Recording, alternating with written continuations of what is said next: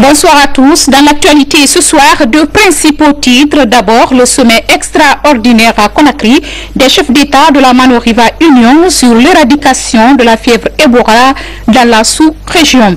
Et puis, tenu ce vendredi, des funérailles nationales et prières collectives en hommage aux 34 jeunes Guinéens décédés des suites de bousculades sur la plage de Robane. Encore une fois, bienvenue. Le sommet extraordinaire des chefs d'État de la Mano-Riva Union s'est achevé ce vendredi à Conakry sur l'adoption d'un plan d'action et la définition d'une stratégie commune de lutte pour éradiquer Ebola dans la sous-région. Plan d'action doté d'un budget de 100 millions de dollars lancé par l'OMS. En sa qualité de président en exercice de la Mano-Riva Union, le président de la République, professeur Alpha Condé, a remercié ses pairs. Mohamed Lamine Souma, bureau de presse de la présidence de la République. À ce jour, il n'y a ni vaccin, ni traitement contre le virus Ebola. Seul recours, la prise en charge précoce du malade. D'où tout l'enjeu de ce sommet extraordinaire des chefs d'État des 3 pays foyers de cette maladie, à savoir la Guinée, la Sierra Leone et le Libéria. Tous membres de la Mano-Riva Union. La rencontre a abouti à la mise en place d'un plan d'action doté d'un budget de 100 millions de dollars lancé par l'OMS. Plan d'action qui appuie la volonté politique des chefs d'État et les mesures d'urgence prises. Lu par la secrétaire générale de la Mano-Riva Union, Hadja Sarandara Kaba, ces mesures qui figurent dans le communiqué conjoint sont entre autres intensifier la riposte contre Ebola, prendre des mesures spécifiques au niveau des frontières, protéger et encourager le personnel de santé et renforcer le contrôle du mouvement de la population. Pour rappel, la maladie aurait déjà fait 729 morts du 21 mars au 27 juillet 2014 dans la sous-région et la propagation s'amplifie, alimente de nouveaux foyers dans les villes et villages. Ebola a même fait un mort le 25 juillet dernier à Lagos, capitale économique du Nigeria.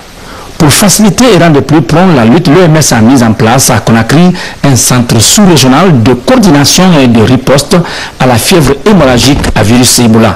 Au terme de ce sommet, dont l'essentiel s'est déroulé à huis clos entre les chefs d'État, la directrice générale de l'Organisation mondiale de la santé, Dr Margaret Chan, s'est félicitée de la volonté politique des chefs d'État à tout mettre en œuvre pour éradiquer Ebola.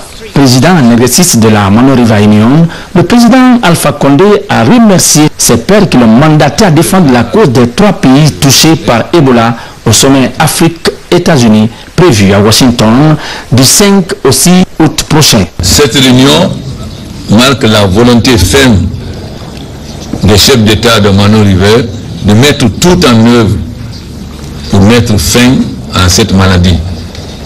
Tant que un seul malade existe dans un de nos pays, nous n'arrêterons pas. Donc c'est notre volonté ferme de prendre à bras le corps, de mettre fin le plus tôt possible à cette maladie. Et nous remercions la présence de la secrétaire générale de l'OMS qui montre sa volonté d'accompagner la Guinée parce qu'elle a renoncé à ses vacances. Je souhaite donc bon retour à mes pairs et à madame et à la ministre de la Santé de Côte d'Ivoire. Très contagieuse et mortelle, la maladie d'Ebola est un frein au développement. Elle crée une grande psychose au sein de la population et entraîne des frontières et la méfiance entre les pays et les hommes. En marge donc de ce sommet extraordinaire qui s'est tenu aujourd'hui dans notre capitale, des experts venus des États membres de la Mano-Riva Union se sont réunis afin d'élaborer un document de synthèse. Document dans lequel sont consignés les dispositifs pris et les mécanismes mis en place pour venir à bout de la fièvre hémorragique à virus Ebola. Une synthèse signée Makale Souma. Ces experts ont tout d'abord mis en exergue les constats de terrain pour la Guinée et au niveau régional avant d'en venir aux défis. Défis notamment liés au mouvement des malades entre les États, défis d'équipement et surtout de personnel qualifié pour tirer de grandes conclusions. Il s'agit de prendre en compte les dernières évolutions en Sierra Leone surtout et au Libéria où on a connu des mesures concernant le contrôle de l'épidémie qui ne sont pas totalement partagées. Donc les constats ont été analysés et on a vu des défis majeurs, défis en termes de ressources humaines, défis en termes d'équipement, défis en termes aussi de dispositifs complets pour le contrôle de l'épidémie. Le manque d'informations adéquates sur la fièvre hémorragique à virus Ebola a beaucoup joué dans la propagation du virus, sans compter les réticences des populations aux interventions de riposte. Ces insuffisances ont été également prises en compte par les experts. We are here to have a comprehensive evaluation of the Ebola response in our respective countries. Le virus est très répandu dans cette région et parce que les peuples ne sont pas bien informés sur ce virus et on cherche des solutions. By the community members. Ces experts ont aussi relevé que les mesures restrictives de certains États par rapport à la libre circulation des personnes sont en contradiction avec le protocole de la libre circulation des personnes liant les États de la Mano River Union. Ils ont donc estimé que les décisions majeures du genre doivent faire l'objet de consultations préalables entre les États membres avant d'être prises. Au terme des travaux du sommet extraordinaire des chefs d'État de l'espace de l'Union Mano, les différentes délégations ont quitté Conakry en début de soirée. C'est le président de la République, professeur Alpha Condé, qui a raccompagné ses homologues à l'aéroport international de Conakry-Bessia. Commentaire Mahmoud Bari Sekousibi. Ce serait une note d'espoir que les chefs d'État et de gouvernement de l'espace de l'Union Mano ont bouclé le sommet extraordinaire sur la riposte contre la fièvre hémorragique Ebola. La présidente du Libéria, Mme Ellen Johnson Sirleaf, Dr Ernest Bai Koroma de la Sierra Leone et la ministre de la Santé et de lutte contre le sida de la Côte d'Ivoire, le professeur Alpha Condé de Guinée, ont réfléchi sur les voies de promouvoir la lutte et de renforcer les capacités des acteurs de terrain. Aujourd'hui, ce sont plus de 730 personnes qui sont décédées suite à l'épidémie en Guinée, au Libéria et en Sierra Leone. C'est pourquoi la stratégie de riposte doit prendre en compte toutes les résistances afin de vaincre l'épidémie. L'OMS, qui a déjà annoncé une aide de 100 millions de dollars pour les 3 États touchés, est un ouf de soulagement. Le sommet extraordinaire de l'espace Mano à Conakry a été l'occasion de passer en revue les résultats enregistrés, mais surtout d'harmoniser les programmes dans la sous-région ouest-africaine. Conakry constitue ainsi un point de départ pour la riposte contre la propagation de la fièvre hémorragique Ebola. L'ambition des chefs d'État de Guinée, de Libéria et de la Sierra Leone est d'éradiquer l'épidémie à partir des engagements pris ici à Conakry. C'est donc des chefs d'État satisfaits des travaux de ce sommet qui ont quitté Conakry en début de soirée avec l'espoir de sauver des vies. Éradication de la fièvre Ebola, l'aéroport international de Conakry-Bessia dispose d'équipements adéquats de dépistage de la maladie. C'est une initiative de la Société de gestion et d'exploitation de l'aéroport même. Ces mesures sont appréciées par les autorités sanitaires de la Sierra Leone et celles de l'aviation civile. Mahmoud Bari, explication. Les spécialistes sont rassurés par rapport aux engagements et à la détermination des autorités guinéennes à lutter contre la fièvre hémorragique Ebola. C'est ce qui explique la visite des installations sanitaires de l'aéroport international Conakry-Bessia par cette équipe du ministère de la Santé et de l'Aviation civile de la Sierra Leone. Installée dès l'annonce de l'épidémie pour protéger les voyageurs en destination de la Guinée ou en partance de Conakry, l'aéroport de Conakry dispose d'équipements adéquats pour dépister la fièvre à l'aide d'un thermoflash et d'une caméra thermique. Lorsque le passager rentre, nous avons un formulaire de santé à lui présenter et remplir ce formulaire. Après, nous avons 5 questions à lui poser, à savoir si toutefois, est-ce que le passager n'a pas eu affaire de fièvre, de vomissement, de diarrhée, ou bien si toutefois le passager ne ressent pas de fatigue inhabituelle. Si toutefois ces questions sont non, nous prenons la température, non seulement avec le thermoflash, après avec la caméra thermique. La visite des équipements s'inscrit dans la logique d'aider la Sierra Leone à appliquer les mesures de riposte mises en place à Conakry. We've actually been able to see measures put in place. For example, we are here now. Nous avons vu beaucoup de choses, beaucoup de dispositifs dans l'aéroport. Par exemple, nous avons vu les passagers avaient vers le thermal flash pour remplir la fiche qui avait disponible des questions de la santé. Elle avait vu aussi la ministre de la Santé avait déployé beaucoup de jeunes d'équipes médicaux travaillant à l'aéroport pour aider les passagers à répondre à la question de la santé. Les autorités de la SOSEAC sont déterminées à renforcer ces mesures de riposte pour protéger les usagers de l'aéroport de Conakry. Cette caméra qui a été mise en place contrôle tous les flux de passagers ainsi que le staff qui entre dans le terminal, puisqu'on ne peut pas se permettre d'avoir non seulement les passagers qui sont contrôlés, mais aussi le staff qui peut être en contact avec des gens qui auraient Ebola et donc qui pourraient aussi être contagieux. Avec cette détermination, les acteurs de terrain arriveront au bout de l'épidémie pour le bien-être des populations. Sans remède, sans vaccin, l'observation des règles d'hygiène reste pour le moment le seul moyen pour réduire la chaîne de transmission de la fièvre Ebola. Autre titre de l'actualité, en plus d'une semaine de deuil, des funérailles nationales ponctuées de prières collectives ont été organisées ce vendredi dans la capitale Conakry. C'est un hommage aux 33 adolescents décédés le 29 juillet dernier sur la plage de Rogbane. Mohamed Sankon était la grande mosquée de Faisal. Nous sommes à la grande mosquée Faisal de Conakry, l'un des temples religieux les plus prestigieux du pays. Ici, consternation et émotion se lisent sur le visage des fidèles musulmans venus accomplir leurs obligations religieuses suite au décès de 33 adolescents à la plage de Taouya.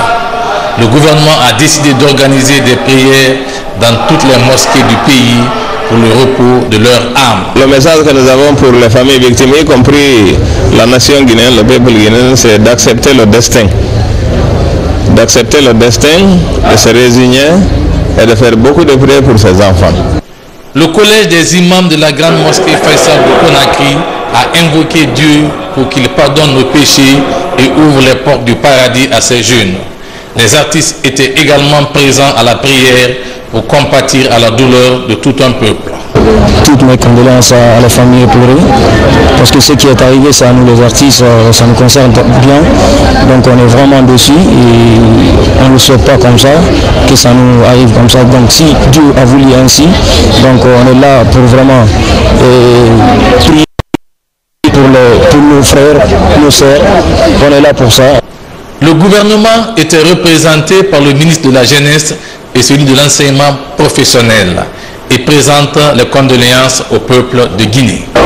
C'est un moment de tristesse, de consternation, un moment de deuil national, puisqu'on a décrété une journée nationale de prière. Nous sommes venus prier pour le repos de l'âme de ces jeunes enfants et prier pour que Dieu nous épargne de tels drames à l'avenir. Dieu a voulu que ça arrive. Il faut qu'on voit aussi quelle est la responsabilité des hommes. Mais aujourd'hui, ce qui est important, c'est le recueillement, c'est penser à ces victimes et montrer la solidarité de toute la Guinée vis-à-vis de leur famille.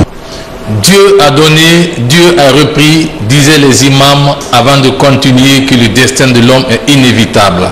Toutefois, ils invitent les parents à renforcer l'éducation de la jeune génération à venir du pays. Et puis une délégation gouvernementale conduite par le Premier ministre a effectué une visite dans les différentes familles éplorées de la tragédie survenue le lendemain de la fête. La mission a également apporté à ces familles une assistance financière. Nous y reviendrons.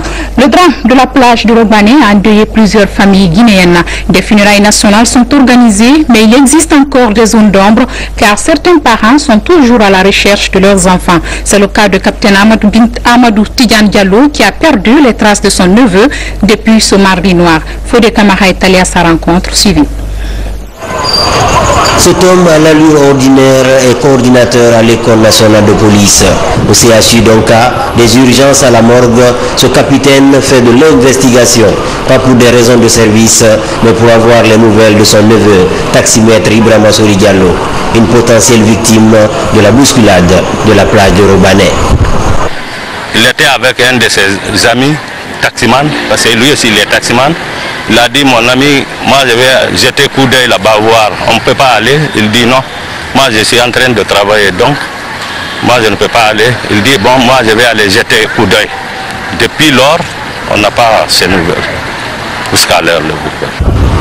Le porté disparu répond parfaitement au portrait robot des victimes. Il n'a que 23 ans. Aujourd'hui, en attendant les statistiques finales, la direction générale de l'hôpital Donka parle de 33 victimes identifiées et remises à leurs parents. Depuis cette nuit jusqu'au mercredi matin, l'hôpital national Donka avait reçu 33 corps, 18 filles et 15 garçons. Et il y a eu à côté 19 blessés, comme vous le dites, mais des blessures pas très graves, des contusions légères, donc des malades qui ont reçu des premiers soins jusqu'à hier, jeudi 31 juillet, dont le dernier a été libéré hier après-midi. Autre disposition prise par les autorités, l'ouverture des portes du CHU Donka pour une prise en charge éventuelle des blessés de ce douloureux événement. Vous le saviez, ces jeunes Guinéens ont trouvé la mort lors d'une bousculade au concert de rap sur la plage de Taouia. À cet effet, tous les artistes et les opérateurs culturels apportent leur soutien et compassion aux familles des victimes et au peuple de Guinée. Parmi ces artistes, le groupe Instinct Killers, ce groupe-là même qui se produisait aussi sur le podium en ce jour fatidique. Yaya Touré, Fatmata Kourouma. Ils sont tous artistes, opérateurs culturels ou animateurs. 3 jours après la tragédie de Robané, ils sont effondrés. Ce vendredi soir pourtant, ils ont réussi à se mobiliser dans le calme pour présenter à la nation et aux familles des victimes leurs condoléances. Dans un ton marqué par le deuil, un des artistes sur scène le jour du drame est chargé de présenter la compassion du milieu culturel. Nous avons embrassé ce métier pour rendre les gens heureux. Nous sommes peinés que notre but ne soit atteint, que tant de jeunes âmes soient perdues. Que tant de familles soient attristées, que le peuple soit peiné. Que la Guinée soit endeuillée. À jamais, nous serons marqués par cette tragédie qui a frappé la jeunesse guinéenne. Notre seul espoir et le seul combat qui reste le nôtre est de faire en sorte que plus jamais cela n'arrive dans notre pays. Aujourd'hui, nous ne sommes pas des artistes, mais des hommes touchés dans leur chair. Nos condoléances vont au peuple de Guinée tout entier. Bien avant cette déclaration, les promoteurs culturels ont exprimé leur consternation aux familles ainsi qu'au peuple de Guinée. En ce moment de grande tristesse et de deuil, nous exprimons au nom de la famille culturelle notre profonde compassion et notre solidarité aux familles des victimes.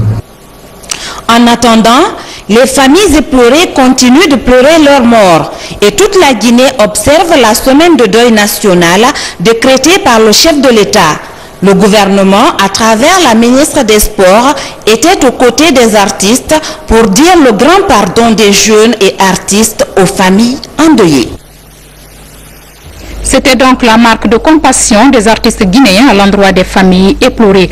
Parlant d'artistes, la culture encore frappée par ce sort ce vendredi. Souleymane Coly, réalisateur et fondateur de l'ensemble Côté Bas, a tiré sa révérence ce matin. Victime d'une crise cardiaque à son domicile de Lambagné, cet homme de culture nous quitte à un moment où la culture guinéenne qui patrouille avait vraiment besoin de son expérience. Kamara Boubacar revient sur les grands projets de ce grand homme de culture. Souleymane Coly, après sa dernière prestation sur scène en Guinée. Né à Zélékoré il y a 70 ans, ce célèbre dramaturge et chorégraphe guinéen, fondateur de l'ensemble Côté Bas, est rentré au Bercail il y a 2 ans. À Conakry, il travaille à la renaissance artistique de la Guinée aux côtés de son vieil ami Ahmed Tidiane Cissé, ministre de la Culture. Le rêve de Coly était de réunir tous les talents culturels pour sonner le réveil de la Guinée.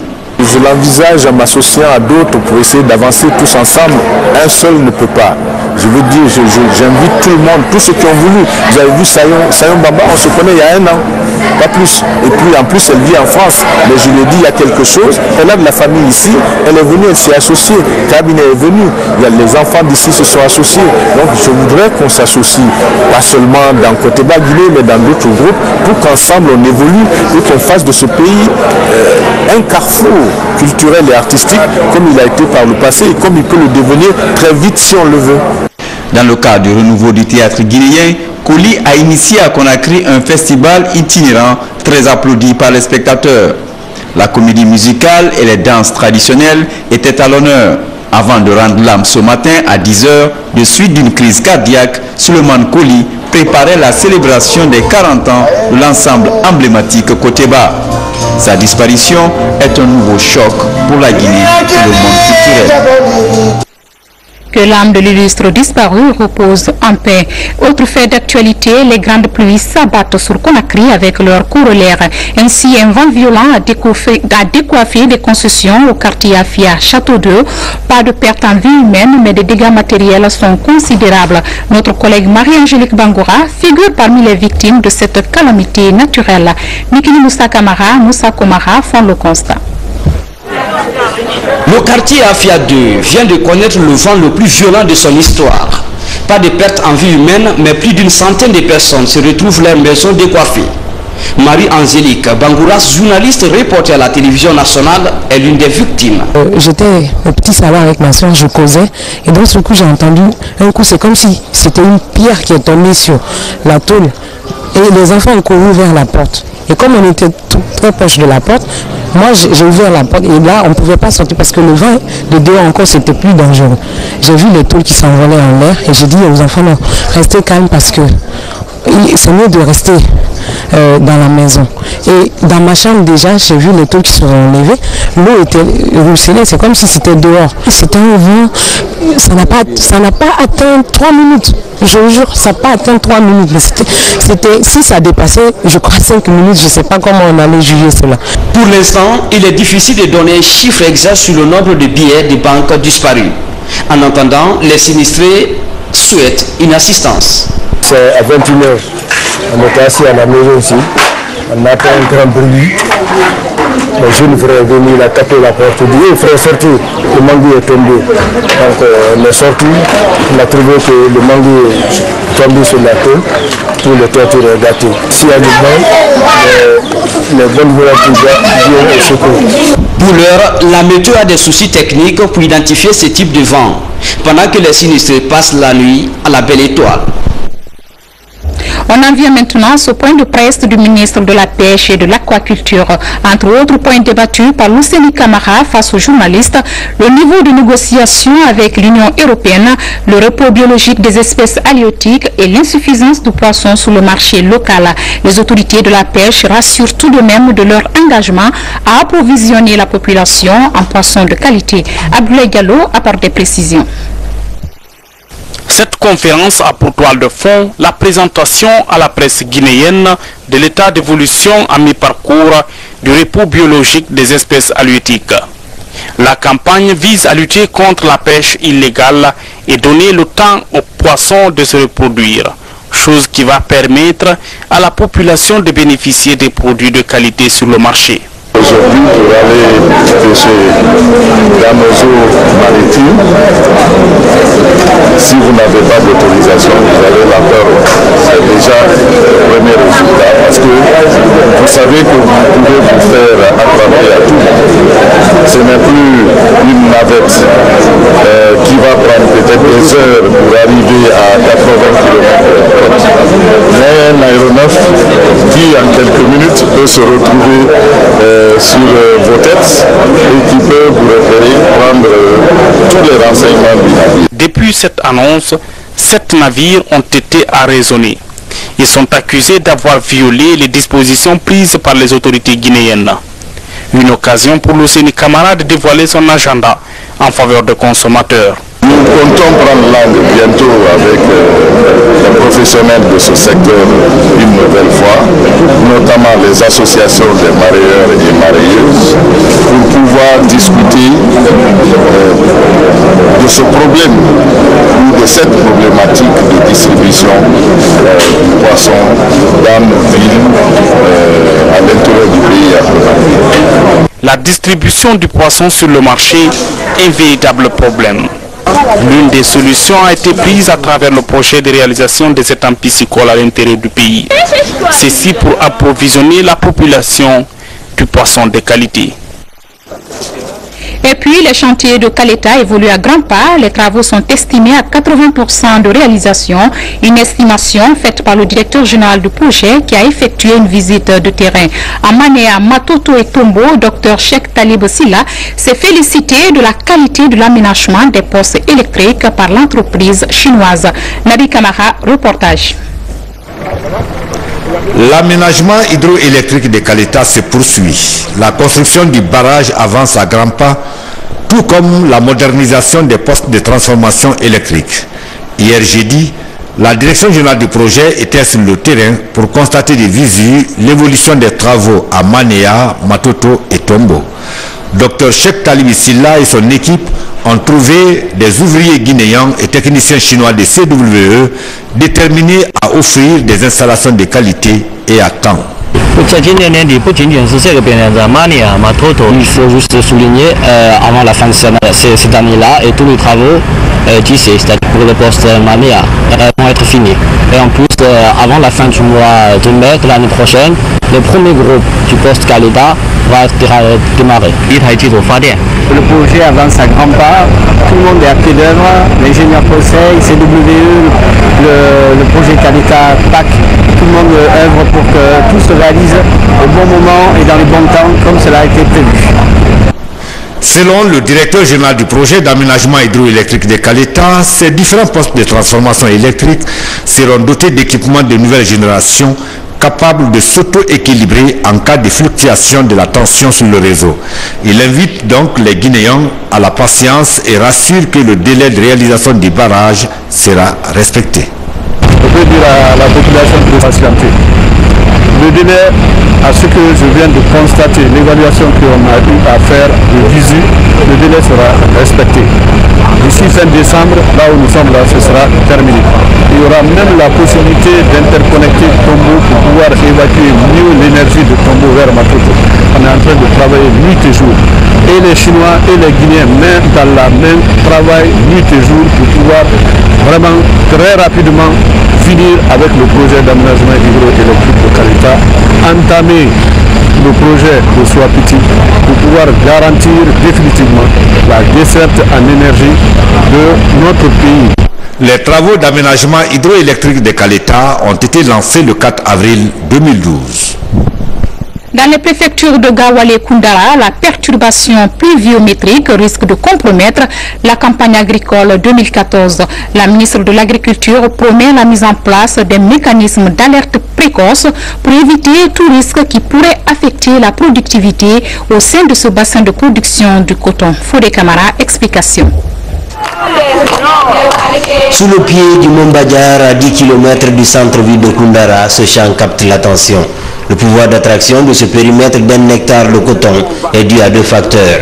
Les mesures d'accompagnement de la nouvelle politique de relance et la maîtrise des techniques culturelles. Nous cultivons du coton, du maïs, du riz et de l'arachide. Le coton, à part les revenus générés, facilite la rotation des cultures à cause des arrière-effets de l'utilisation des engrais. Après le retard dans la commercialisation et le manque d'outillage agricole moderne, les cotonculteurs du Badjar ont un nouvel adversaire, le déficit pluviométrique. Il y a des interruptions prolongées de pluie. C'est une ou deux pluies pour 10 jours. Vous allez comprendre que les paysans éprouvent d'énormes difficultés pour retourner le sol, donc faire les labours et faire les semis. Et il y a des semis aussi qui souffrent d'un manque d'eau et il y a l'apparition par voie de conséquence de chenilles. Avec la rareté des pluies, le spectre de mauvais résultats enregistrés lors de la campagne agricole 2013 refait surface. En plus, les prévisions 2014 de la production du coton à Koundara sont compromises. Il y a ce déficit pluviométrique sur toute la sous-région, pas seulement sur la Guinée et plus particulièrement évidemment sur cette zone de Gawal-Koundara, ce qui a fait un retard dans les semis. Nous sommes sur la dernière décade et nous essayons de susciter encore l'engouement des paysans pour qu'ils puissent atteindre ne serait-ce que 70% des intentions d'emblavement. Évidemment, regardez le ciel, les nuages sont là, mais la pluie ne tombe pas. Loin encore du pic de 1300 kg à l'hectare de 98 au bon vieux temps du projet coton. Au niveau de Koundara et Gawal, la faiblesse du rendement se corrige grâce à l'introduction de nouvelles variétés et l'utilisation des intrants. Des intrants livrés cette année à temps. En attendant la mise en place d'un système d'alerte précoce, ça et là, les récoltes dépendent de la clémence du ciel. Le nouveau bureau du Conseil supérieur de la diaspora forestière a été investi ce jeudi à Conakry. Composé d'une dizaine de membres, le bureau exécutif aura pour cheval de bataille l'instauration et le maintien d'un climat de paix dans la région forestière, souvent secoué par des conflits intercommunautaires. Falilou Diallo et Eugène Douanamou. C'est en 2011 aux États-Unis d'Amérique que le Conseil supérieur de la diaspora forestière a été créé. En ce début, ils étaient une dizaine, mais aujourd'hui, le Conseil regroupe toute la région. L'heure de l'intégration, de l'unité et de la solidarité de la Guinée forestière a sonné. La tâche ne sera pas facile. Nos pieds seront certes fatigués, mais resteront nos cœurs et nos âmes pour atteindre le but et faire du Conseil supérieur de la diaspora forestière le soleil levant dont la lumière brillera sur toute la Guinée forestière et à travers elle la Guinée. Élu pour 2 ans, le nouveau bureau exécutif du Conseil supérieur de la diaspora forestière a pour cheval de bataille l'instauration d'un climat de paix dans cette région, souvent secouée par des conflits intercommunautaires. Vous constatez tout ce qui s'est déjà passé dans nos régions entre les frères pour une diversité linguistique et ça fait des problèmes, ou bien pour une diversité religieuse. Cela ne doit pas causer problème parce que nous sommes des frères. Soyez-en rassurés que le Conseil, sur les 2 années, se battra corps et âme pour comprendre les causes réelles des conflits en forêt. Une démarche saluée par l'ensemble des cadres et fils ressortissants de la forêt. C'est un pas important vers un rassemblement, pas forcément régional, mais un rassemblement de l'ensemble des fils de la République. Parce que quand on parle de la forêt, c'est une diversité, c'est un ensemble où toutes les ethnies de la République se retrouvent. Respecter la mémoire des disparus lors du drame de Taouya, 1 minute de silence a été observée et la prestation des artistes du terroir a été annulée. Suite donc à la tragédie meurtrière qui a coûté la vie à 33 jeunes Guinéens sur la plage Rogbane à Taouya, la Confédération des travailleurs et des retraités de Guinée, COSATRAG, et la Confédération nationale des travailleurs de Guinée, au nom de leurs adhérents, présentent les condoléances aux familles éplorées. Propos recueillis par Fatoumata Kourma. La disparition tragique de ces jeunes à la fleur de l'âge, survenue un jour de fête, est une source d'interrogation pour tous ceux qui assument des responsabilités relatives à la gestion des lieux publics et de loisirs. Face à cette situation, la CNTG s'incline pieusement devant la mémoire de ces adolescents de la nation dont la disparition est une perte énorme pour leurs familles et le pays tout entier. En conséquence, le bureau conférent de la CNTJ interpelle le gouvernement sur la nécessité impérieuse de prendre des mesures urgentes et adéquates en vue de mettre un terme à ce genre d'accident. En cet instant de deuil qui éteint et que ressent si durement toute la nation guinéenne, c'est avec une profonde compassion que le bureau exécutif de la cause après, au nom de l'ensemble de ses adhérentes et de ses adhérents, très affligés par ce décès horrible des jeunes Guinéennes et Guinéens, adresse ses condoléances émues aux familles éplorées, aux autorités gouvernementales et aux chefs de l'État. Par ailleurs, le bureau exécutif de la cause après interpelle tous les leaders d'opinion, à commencer par l'État, la classe politique, la société civile, les opérateurs économiques, les promoteurs de spectacles, les artistes, les forces de l'ordre, ainsi que les parents, à être vigilants à tous les niveaux pour empêcher désormais de tels drames dans notre pays. Avant de quitter Conakry, les chefs d'État ont demandé au professeur Alpha Condé de porter à l'attention du président américain Barack Obama pendant son séjour aux États-Unis d'Amérique l'épineuse question d'Ebola en vue de susciter davantage le soutien de la communauté internationale dans la lutte contre la fièvre hémorragique Ebola. Un mot du sport pour boucler ce journal. Le championnat de Ligue 1 Nimba Mining est arrivé à son terme hier jeudi. L'AS Kaloum est sacré champion après sa victoire contre Sumba de Dubreka. Une victoire et un titre que le président du club savoure et parle d'efforts collectifs. Voici un extrait de son interview au micro de Alia Kamara. Ça a été l'effort d'une équipe. L'équipe s'est battue et quand je dis l'équipe, c'est les joueurs, le staff et les encadreurs. Tout le monde s'est mis au travail et puis on a obtenu le résultat que vous connaissez aujourd'hui. Au début du championnat, on était parti sur la base de, comme je le dis, les gens pensent que c'est une plaisanterie, c'est pas une plaisanterie. Quand on me posait la question, quel est votre objectif, je disais toujours c'est le maintien. Et on est parti sur cette base parce que nous, l'objectif du titre, c'était 2016. Et on s'est dit, bon ben si ça vient, on prend, on ne va pas cracher dessus. Et quand on a vu que les autres équipes y traînaient, et nous on a commencé avec une bonne base, on s'est dit à un certain moment, on dit pourquoi pas. Et voilà, c'est les 3 dernières journées qu'on s'est dit, bon finalement, c'est un titre qui est à notre portée, puis ben, il fallait le prendre. L'objectif pour 2015, pour nous aujourd'hui, c'est prématuré de se fixer sur la Ligue des Champions. J'attends l'entraîneur Pascal qu'on puisse discuter sur le recrutement. Déjà, le recrutement a démarré. Le premier venu, c'est Sako, qui est international burkinabé, qu'on a pris Kotoko de Koumassi, qui est le capitaine de Kotoko de Koumassi, qui a 2 Ligues des Champions.